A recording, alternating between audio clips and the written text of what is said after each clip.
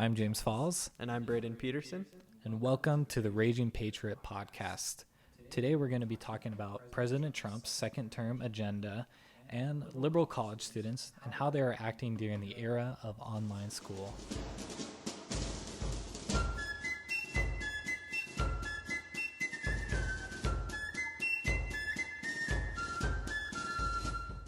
All right, so as we dig into Donald Trump's 2020 agenda for his second term, we're going to start off with jobs. And so Donald Trump lists here that he wants to create 10 million new jobs in 10 months. Donald Trump has set forth some incredible goals. He wants America to prosper in ways that presidents before haven't really put that vision out forward. And so when Donald Trump wants to create 10 million new jobs in 10 months, that's something that I say, okay, this is a man that wants me to succeed as a citizen of this country. Yeah, probably one of my favorite parts is the Made in America tax credits. If you think back to 2017, when Donald Trump passed the Tax Cuts and Jobs Act, that really did boost our economy a lot. But one thing that backfired from it is when you look deeper into the tax laws and the credits that were involved in that act that he passed, a lot of companies were incentivized to move some of their manufacturing from the U.S. to other countries, even though the intellectual property and a lot of the valuables of companies were coming back to the U.S. and a lot of the cash and money was coming back to our country. Some of the manufacturing was leaving.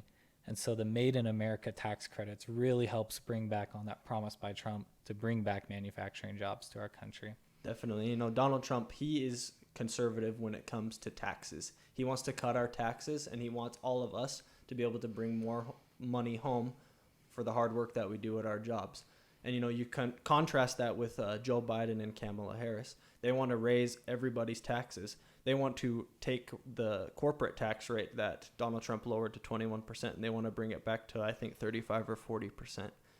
So Kamala Harris and Joe Biden compared to Donald Trump essentially is one's going to tax you out of your mind. They're going to take all the money from the businesses, and they're going to put it with the government. Donald Trump's side, the conservative side, they want all of the people to have the money instead of the government.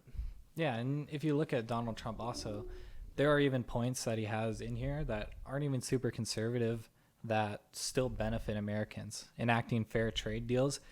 You know, one thing that's been controversial about Donald Trump to a lot of conservatives is that he has raised tariffs on other countries. But in reality, when we're doing that, we're helping protect American jobs and helping so that they can't compete with what our economy is putting out. And so we're going to be on top, and we're going to be able to provide that better living and that better life that everyone is looking for in America. Definitely. And the Donald Trump 2020 agenda is just so great for businesses all around because he's going to continue to deregulate our economy. Barack Obama put so much regulation all over all of our companies, and it kind of drove them into the ground. There's a lot of small business owners, if you'll ask them, they struggled under the Obama administration because of so much regulation. And, you know, so my number one thing that I like about Donald Trump's agenda is he wants to continue deregulating all of the businesses, get the government's hand out of it, and let the people decide what they want to do. Yeah, definitely. And if you look at the next point, he talks about eradicating COVID-19, and I think that's pretty self-explanatory. Everyone wants to get rid of COVID-19. He wants to get a vaccine pushed out. There's a lot of controversy on the vaccine, but we'll skip over that for now because I think a better topic to talk about is the next point, which is end our reliance on China. And this is a huge deal to me because if you look at pharmaceuticals and how dependent we are on India and China to produce our pharmaceuticals, we're not ready if war were to break out. If we went to war with China, we would not have the medicine we needed to be able to fight back. And that kind of scares me. Definitely.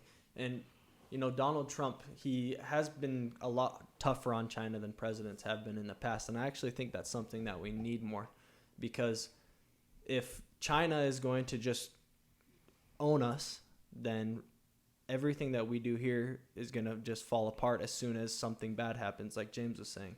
If we fall into a war with China, they can cut off our access to medicines that we need, and then that's going to cause some major issues on our end. Mm-hmm. And Braydon, what I see from all of this is ultimately, if nobody's going to be tough on China, then China is just going to keep exploiting people. And you see a lot of people from the left and even from around the world that are, pointing shame to the U.S. for its bad history or for what it's done to its people. And then they just turn a blind eye to China, who's literally right now enslaving children to make your $5 t-shirts that you buy at Walmart.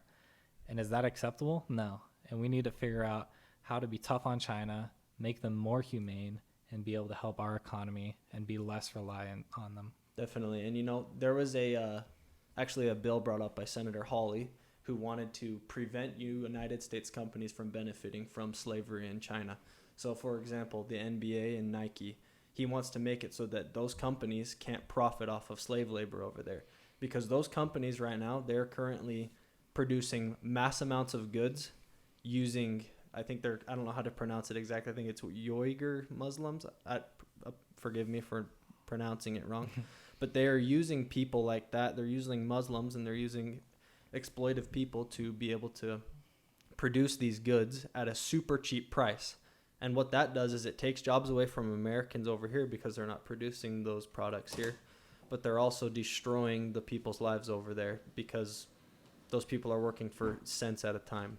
Yeah, it's just not a good place for us to be in. We can't be bowing down to the Chinese. We need to be tough on them. And I totally agree. And Joe Biden's going to be the candidate that China wants because Joe Biden is soft on China.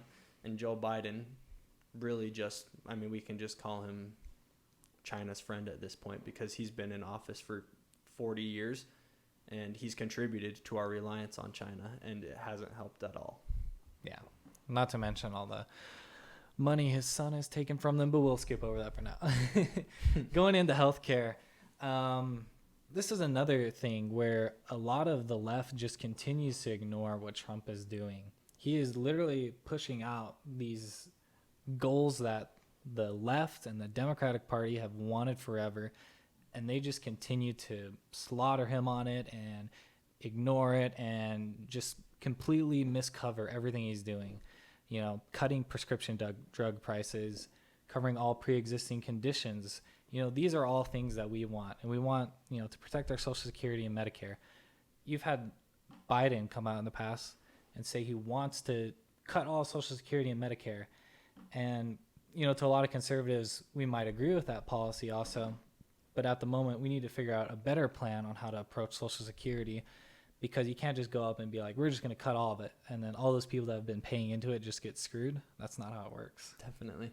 And, also something that kind of has bothered me lately is I was listening to Kamala Harris speak, and she said that Trump wants to get rid of covering all pre-existing conditions. And this is just a blatant lie because on Donald Trump's own website under healthcare, he has cover all pre-existing conditions. And, it makes me wonder, why are they lying about what Donald Trump wants to do if it's something they agree with? Is it because they have Trump derangement syndrome? Like they just hate him no matter what? Can Donald Trump get them to hate things that they love? It really seems like that to me. Yeah, it's crazy to see. And not only that, but recently in the news, you've heard the attack on Trump about our veterans or slandering them. And if you actually spoke with the people in the VA hospital system, the ones that have been newly placed in, they cleaned out the old bureaucracy, they are full-fledged dedicated to providing the best healthcare they can to our veterans. And I've spoken to one of my buddies who actually used to work in the VA a couple of years ago. And when Trump came in, it changed completely. And he loved it. He was one of the new people that came in also and completely turned around that system. And it's great to see that our veterans are getting that help. Definitely. And I think we can all know for surety that the Atlantic story that came out is completely bogus. Like, anonymous sources that no one's willing to name claim that Donald Trump calls dead soldiers losers. Like, you really got to wonder why that's coming out right now. I mean, Joe Biden's starting to fall in the polls. We saw the betting odds this week. The betting odds were flying towards Donald Trump. They have been for the last month. And when you look deeper, actually, one of the owners of the Atlantic is one of the biggest donors of the Biden campaign. And the Atlantic is kind of like a side news organization, kind of like us, maybe, if they're Aging Patriot. They're maybe a little bit bigger, but the Atlantic is a donor of Joe Biden's campaign, and they come out with this bogus story that could sink Donald Trump if it was true. But obviously, this is bogus. You just have to read it and you can know that it's fake. And that's what most of it is. But, you get the headline out there and you get the Twitter reaction. And you get all the liberals just to feed on it and just keep repeating it. And then they'll pull out all their other words and call them misogynistic and racist on top of all of it. And this is just the stuff we've seen for how many years now? It's been 4 years. It seems like it's been more, honestly. I know. It feels like it's been like this for a while. Donald Trump has just been living rent-free in the media's head and in all the liberals' head for so long. Definitely. Even though it's only been 4 or 5 years. And it blows my mind that it's only been that long. Yeah, I mean, the number one way I've noticed that progressives and liberals keep their base together is they keep each other angry. They find things to be mad about. They find things to be victims about. And so when we point out that Donald Trump actually supports our veterans, they come out with this bogus story about him hating on them. And so I'm just kind of bothered by it, but I also think it's incredible that Donald Trump's able to accomplish the things he does. And talking about that, we want to move on to education now, his plans for our education system. Yeah, Donald Trump, since his 2016 election, has always been pro-choice for school, but we've seen that that's kind of taken a back burner on the agenda. And so this time coming around for 2020, one of his focuses is to provide school choice for every child in America, whether that be charter school, private school, public school. He's definitely pro-school choice, and I know a lot of people are a fan of that. I'm a fan of it personally. And also teaching American exceptionalism in the class. We shouldn't be ashamed for our history. Instead, we should learn from our history, find the mistakes, and build on them. We shouldn't look at them and be like, oh, we're the worst country ever. You wouldn't even be in that classroom if it wasn't for the people before you. You can't just shame them and stand on your 2020 virtue pulpit. Definitely. Some of the things that are kind of crazy about our school system today is there's two sides of it. One side is that America is a great nation that hasn't been able to live up to its values at all times. And that's what I believe it is. It's a nation that has these core values that all men are created equal. But at times in our history, we weren't able to fulfill that due to prejudices that people had, and that's totally not okay. But we can learn from that. And then there's the other side who says that America is built on racism, that America is built on this dirty idea that white people are greater than everybody else. That's why we get this white privilege thing from, is that white people are better than these minorities, and therefore we need to compensate for that. And that's just not the American ideal. That's not the values we've taught everyone growing up in this country. And as long as we keep pushing that forefront and keep saying that, a certain race or a certain gender has better privileges or advantages, then we're not going to get anywhere. We need to own up to ourselves. We need to call out racism where it is, where there's actual racism and when there's actual privilege taking place. But when it's not on such a global level or such a nationwide level, we just need to take a step back, calm down, and remember that at the end of the day, we're all Americans and we're all on the same team. We can't be fighting each other over different race and different genders. Definitely. And going back to that school choice thing, I've been talking to a lot of, I've been listening and talking to a lot of African American conservatives, and the number one thing that they really like about Donald Trump is he wants to provide school choice for their children. Providing school choice is going to allow these people, if their child, or they live in like maybe a rundown neighborhood, if their child is supposed to go to this specific school whose graduation rate's like 40%, and they want them to go somewhere that's more successful, they now have the freedom to do that. And something that bothers me about the Democrats is I don't understand why they're so against that. Why are they against school choice? What does it hurt in creating competition to where the schools will compete for the children so that their quality of education is going to go up? I'm still waiting for somebody to give me a good argument as to why school choice is a bad idea. Yeah, and that's another thing is what people don't realize is what has driven the American economy for years, and also just any aspect of America, whether it's sports or even though I like looking at the Olympics because the U.S. wins a lot in that. But if you look at that, what drives Americans is competition, and we're willing to work harder. And there's a lot of people in these inner cities that are willing to work harder, and they're stuck where they're in these poverty-stricken areas, and they just can't get out. And part of that is school choice. They don't get to choose where their child goes to school. Absolutely. And that kind of moves me towards the next bullet point of Donald Trump's agenda. And that big bullet point is called Drain the Swamp. And this is something that Trump supporters were chanting in 2016, and I'm sure we'll be chanting in 2020. We want to drain the swamp. What is the swamp? Well, all you have to do is look no further than Nancy Pelosi. Nancy Pelosi is the face of the swamp. If you want to see like the swamp in a dictionary, you'd see Nancy Pelosi's face smack dab on there. Her little wrinkly, witchy face. Nancy Pelosi needs to be removed from office by her voters. Yeah, and you see, one thing that we really need to drain the swamp is to put term limits on Absolutely. congressional term limits, on congressmen, congresswomen. And that is a huge thing. We need that so badly. These people are starting to feel entitled. They're starting to feel superior than you, just in the way they act. And they just feel like they own you. They own your vote. And why should anyone be able to feel that way? You should not be controlled by these congressmen, and you should not be stuck with your same congressperson forever. I mean, the people in San Francisco keep putting Nancy Pelosi back in the office, and I don't understand why. Like, she literally, we just saw her go into a hair salon when no one else was allowed to without a mask, and she acts like she has no idea what's going on. She puts all of these restrictions on everybody, but it's rules for thee and not for me for her. And Nancy Pelosi, including, Nancy Pelosi, Chuck Schumer, all those people, they all need to be taken out of office. And also Republicans that have been in office forever, I would be totally fine with removing. Like Mitch McConnell.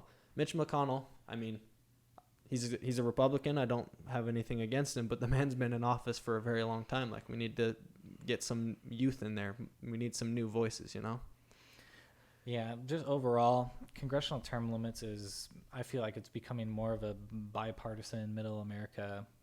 Everyone commonly accepts that we do need to put these congressional term limits on them. Of course, the globalists and the elitists are going to fight as hard as they can because they can't keep their tie on as tight as they can. But hopefully, if this gets passed, I think we will see a lot of good things come from it. Yeah, I think that's something that Donald Trump needs to bring up more, especially in the debates with Joe Biden. See if we can get Joe Biden to talk about this, because I don't think Joe Biden's going to be for ending term limits anytime soon. And if Donald Trump can contrast that with Joe Biden in the debates, I think that would be a major victory. Mm-hmm.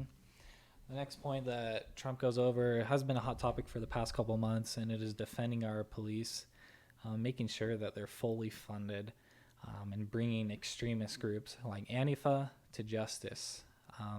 He wants to end the cashless bail and keep dangerous criminals locked up until trial. Definitely. And something that is also incredible to me is that the Democrats all of a sudden seem to be kind of against these violent riots as soon as they saw the poll number start to tank. And the other poll number that I saw that kind of shocked me, I think it was like more than like 70%. I'm just kind of throwing a number out there, but I saw it. It was somewhere around there. 70% of African Americans or more actually wanted more police in their areas than they did want having them removed. Why do you think that is? I think it's just people coming to their senses. They don't want this to happen. They don't want violence in their neighborhoods. They don't want these riots. They don't want this crime. And I think that goes perfectly with one of the points that Trump brings up also, in wanting to prosecute drive-by shootings as acts of domestic terrorism.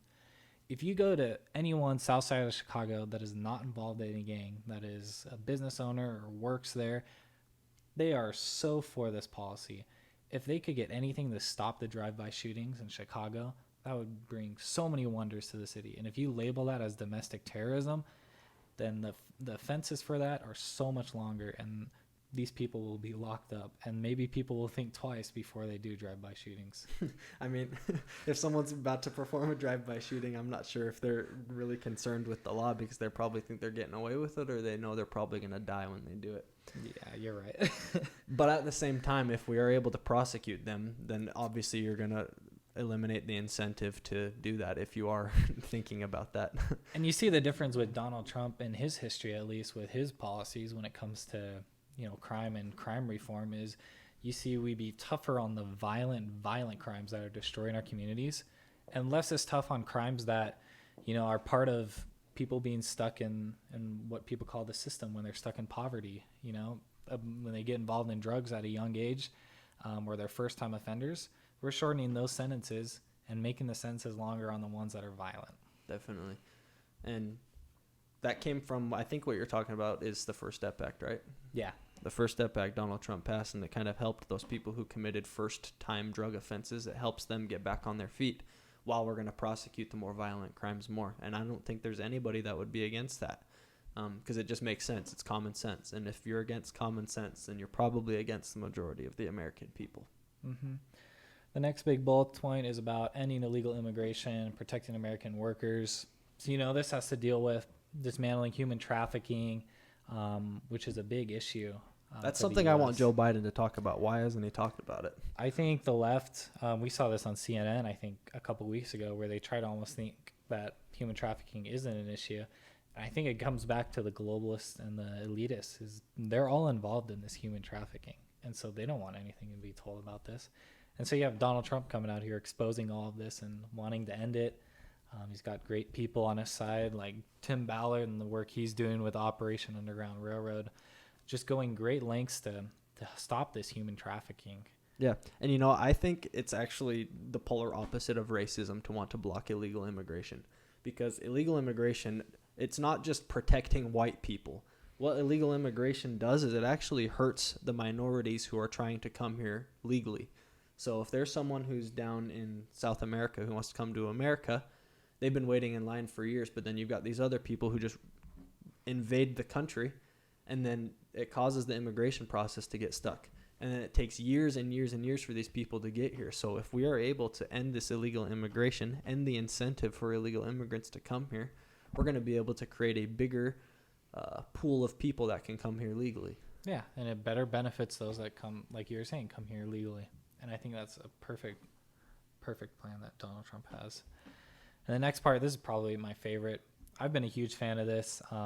This hasn't been on a Republican platform ever. I don't think it's been on anybody's platform. I don't think recently. I've seen back in like 2012 maybe or 2008 some Democratic Party platforms talking about space funding and travel, but this one is called Innovate for the Future, and it talks about Space Force making a manned presence base on the moon and sending the first manned mission to Mars. And this makes me so excited because I've always wanted to have a moon base. I've loved space forever. And I think when we stopped caring about space and when we stopped caring about reaching that next level, that next goal for mankind, then we started, getting fat, getting lazy, getting on our, sitting on all our wealth here in the U.S. and just not doing anything. And then we had life so good that we start making up these issues like, that white people have privileges over other privileges. We just start making up all these issues internally in our country rather than shooting for these big goals that can unify us all. And somebody that really has inspired, I know it inspires you as well, is Elon Musk. Actually watching him work and try to complete things that will help us get to space has been so cool to see. Like Elon Musk, he doesn't care what the haters have to say. He doesn't care what everybody has to say about him. He's a multi-billionaire. He has a goal and he's going to try to accomplish it. And that right there is the American dream. He's not even an American. He's from South Africa, I believe, right? Mm-hmm. And he has come to America to fulfill his dream. He's come to America to try to make the world a better place. And I think if everybody else could have that mindset, we could get rid of, like inventing problems like white privilege. We could actually get somewhere. And another thing that Trump has on here is partner with other nations to clean up our planet's oceans. Can you believe that Republicans are actually pushing that right now? I know you hear crickets chirping from the left about this, but when I read this, I'm like, you know what? I'm all for that. Like, if we're going to do something to better our planet and it actually helps us, well, then might as well do it. I'd like to go to a clean beach. That'd be pretty nice. Definitely. I mean, cleaning up our planet's oceans, I don't think anybody would be against, because if you clean up your planet's oceans, then obviously the planet's health is just going to increase from that. Because I'm pretty sure right now we're dumping lots and lots. I don't know if our nation is, but I know other nations are dumping lots of waste into the oceans, especially China. Yeah, and Donald Trump's plan obviously isn't going to be like, what Obama was trying to accomplish, where he would just chuck millions and billions of dollars into these failed companies. We could talk about Solyndra for solar energy and all these other things. But I guarantee that these projects will be contracted out to U.S. businesses to be able to grow our economy, create more jobs, and clean up our oceans.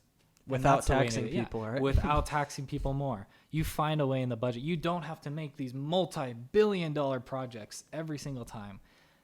And there's a way. There will always be a way. Definitely. And one of the last parts about innovating for the future, this is actually going to be pretty big. I don't know much about this. I don't know if a lot of people know a lot about this, but it's 5G. And in Donald Trump's agenda, he has win the race to 5G and establish a national high-speed wireless internet network. That would be pretty incredible. If we can win that race to 5G, I mean, there's nothing better than winning a race. And we want our nation to be the leaders of 5G, I think. Yeah, and a part of that race to the 5G is giving incentives again to not be reliant on 5G manufacturing that comes from China, Absolutely. but rather relying on 5G manufacturing that occurs in the U.S. because it is plausible and it is possible to do 5G manufacturing in the U.S. There are jobs. You could even go up to like cities like Detroit and these other places that have these big factories that are all shut down and these big infrastructure already put in place, and start doing it. That's kind of what the plan is for Kodak up in New York, what Donald Trump did with them. They already had the facilities to process chemicals, and so now they're going to be able to make the ingredients for pharmaceuticals rather than camera film. It's pretty amazing to see it. Yeah, and I think it's funny that Joe Biden, in his campaign, he started kind of with the Buy American, Hire American type thing. Like he was kind of stealing the Donald Trump slogan. But I also wonder if he's actually serious about that, because I'm pretty sure if Joe Biden gets in office, he is not going to do anything about our reliance on China. And that's not Buy American, Hire American. That's not America First policy. And that's what Donald Trump kind of ran in 2016 on, is everybody loved him because he was all about America first. It was all about getting rid of our endless wars on the other side of the oceans. It was all about stopping the Paris Climate Accord, stuff like that, because we pay our fair share and nobody else does. And so if no one else is going to pay their fair share, we're going to leave. And that's what Donald Trump does. And Joe Biden, I'm pretty sure, is all talk when it comes to American first. Yeah, I'm pretty sure when Joe Biden says, Buy American, I think he's referring to go to a McDonald's and buy a burger there and support corporate McDonald's. That's going to fund money into his campaign. So, yeah, if you want to buy American, make sure you're buying local business. I mean, nothing wrong with the big corporates we've built in the U.S., but, supporting local business is the best thing you can do during this pandemic. And I'm pretty sure Joe Biden's economic policies are going to hurt small businesses. And so we don't want that. Yeah, raising tax rates for them will not help small business. It's not going to work at all. And there's two more bullet points. One of them, the American First foreign policy. And this has been, I've studied this one a little bit because it has shifted a lot from the 2016 campaign to even when he got in office in 2017 to even when 2018 when he had new people on his staff to even 2019 to now. His foreign policy has changed a ton, but I think it's good to hit the bullet points of what he wants to do this next election. And that's to stop endless wars, bring our troops home, get allies to pay their fair share, maintain and expand America's unrivaled military strength, and to wipe out terrorists who threaten to harm America. Yeah. And the last bullet point he has on there is build a great cybersecurity defense system and missile defense system. And so all of this combined with the fact that Donald Trump's been helping create peace in the Middle East over the last few months helps me see that, Donald Trump's America First foreign policy actually is a very positive thing. Like, we want to bring our troops home. We don't want to keep them over in these Middle Eastern countries where we're just causing more problems and everything is just kind of crazy. Because those nations, they're just kind of, what's the word?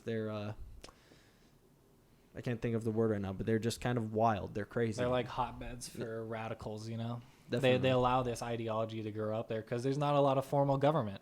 You go to countries like Iraq and Syria, there's no controlling government in these countries. It's just all the clans and the different cities. Yeah.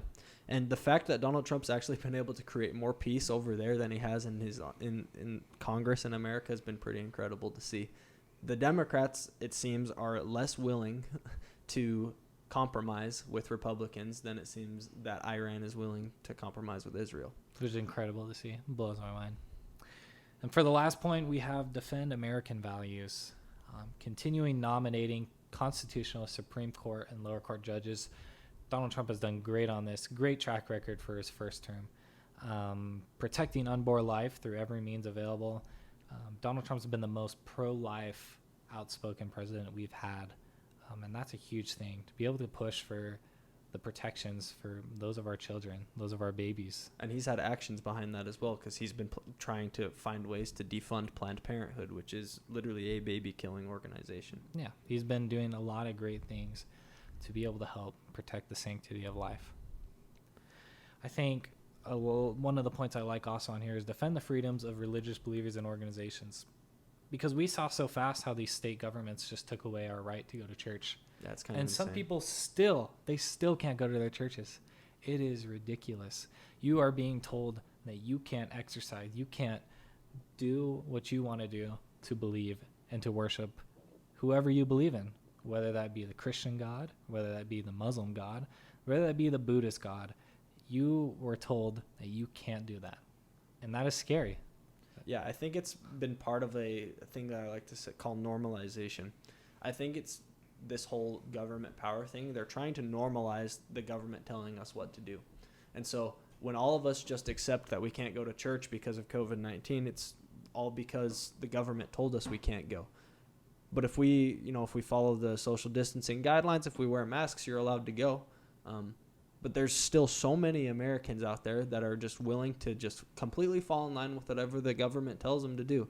And, I'm really starting to see in poll numbers and people talking, when places that have these liberal mayors, these places that have these liberal governors, they're sick of it. They're sick of the power grab that these people have had, and they want to take their country back.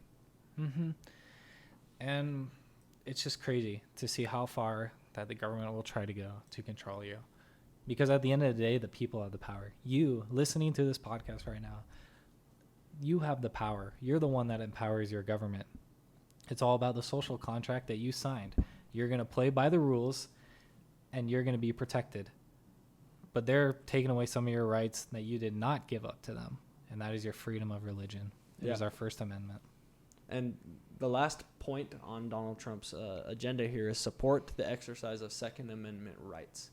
We recently saw kind of an interesting ordeal go on with this, and that was with the McCloskey family and the rioters.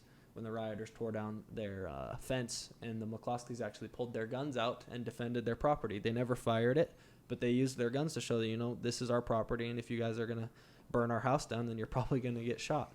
And what was crazy was, I think it was the DA of St. Louis. I might be wrong on that. I think it was the DA of St. Louis.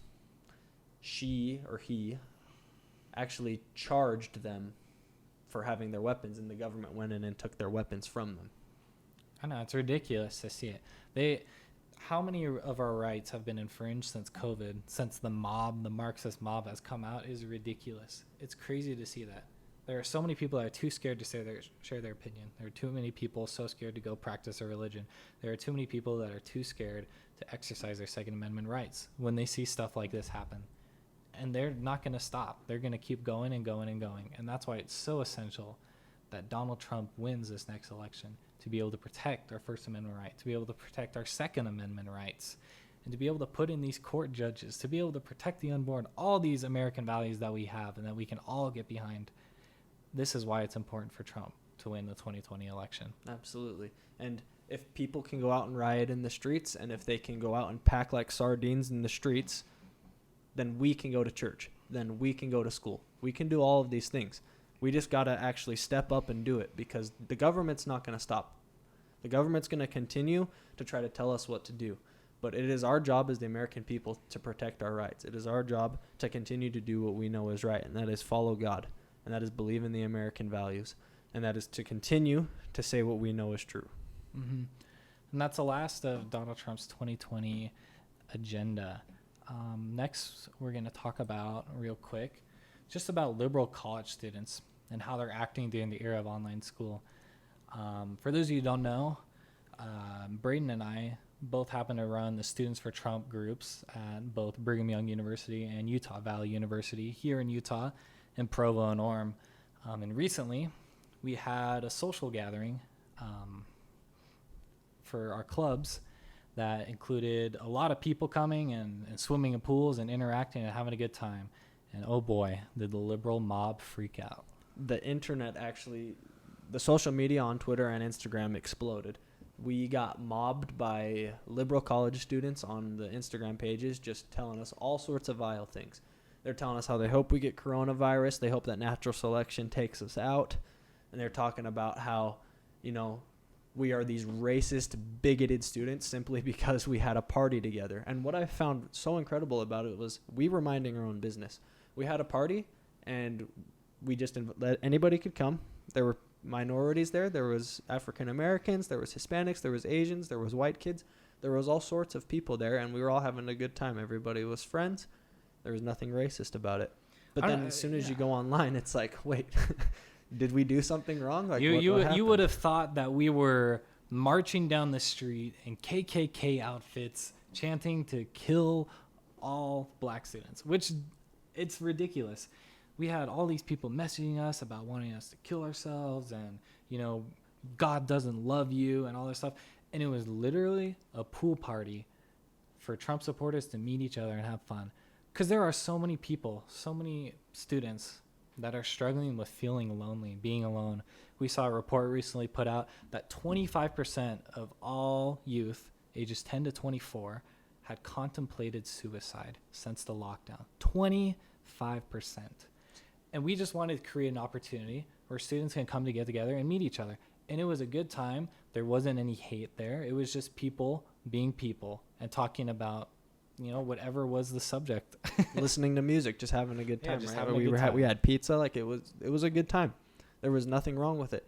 And another thing that you see a lot from leftist college students is when you have a party like this, we posted a few pictures on social media, and they attack us and they say, wow, you guys are really white. There's no minorities there. And, well, I mean, first of all, where we live is like 95% white, maybe 90% white. So, I mean, that's kind of expected. But at the same time, there were minorities there. But if we would have put minorities in those pictures, then they would have told us that we used them as a token, and they would have been calling them racial slurs. Like we've been seeing when black people are conservatives, we see them get called Uncle Tom. We see them get called coon. But then if we don't put the minorities in our pictures, they call us white supremacists. So this is a perfect example of you cannot satisfy this mob of angry students. They're going to find a way to be a victim no matter what. And the craziest thing is when I'm taking these pictures or posting these pictures, I'm not looking at what race or what ethnicity is there. It's just a group of people having a good time. It's the most ridiculous thing that people will pick out, that small little thing. And when responding to someone who said, oh, doesn't look like there's anyone, well, I'm like, well, there were a few minorities. They're like, oh, that's your Uno card. There you go, white supremacists. And it's like, oh, you got me. Because, like, if we were truly white supremacists, we would tell them to get the hell out of there, right? We would tell them, you're not welcome here. We're white supremacists. But no, we accept everybody. But simply because we're white conservatives, we are automatically racists. We are automatically bigots. I just choose not to see skin color. I can That's obviously a racist tell someone viewpoint, is. James. I can see someone's black or white or Asian, but that's not going to stop me from talking to them or being nice to them. It's ridiculous to see, and that is something that just drives me up a wall.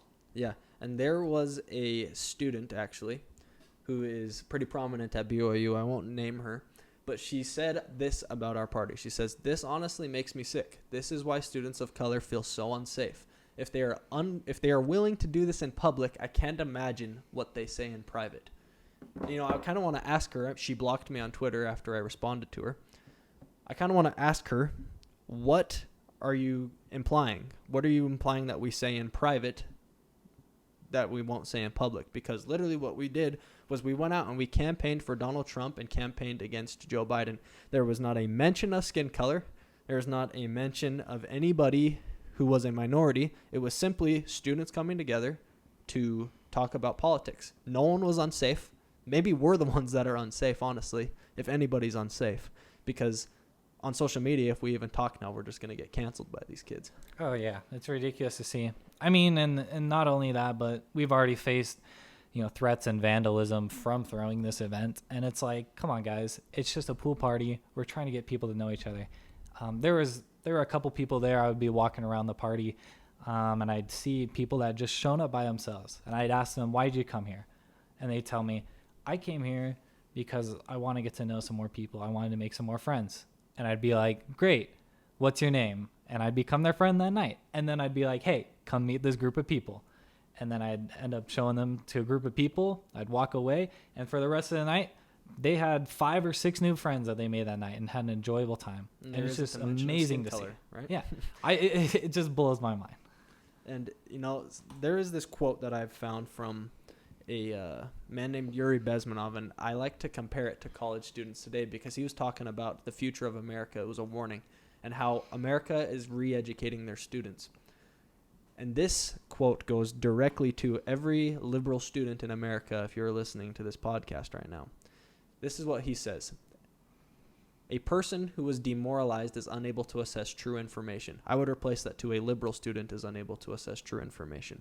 So the facts tell him nothing.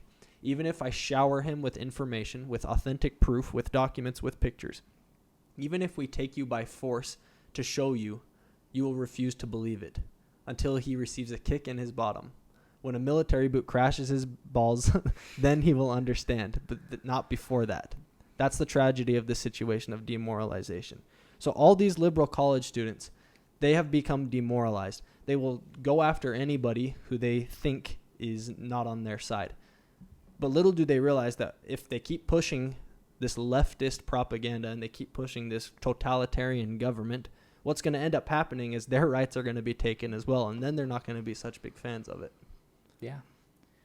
And I think that's a perfect place to end off today. That's a perfect note to end off on. Make sure that you are subscribed to our podcast, and also make sure that you are regularly checking out theragingpatriot.com for your latest news and real news by real patriots. And we just want to give a quick shout out to the merchandise that we just launched recently. If you go to store.theragingpatriot.com or go to our website, you can find a way to purchase our new merchandise that we made for Halloween. And buying that merchandise really supports us and supports the organization going forward and providing good and quality content for all of you. So thank you all for listening. I'm James Falls. And I'm Braydon Peterson. And we're signing off.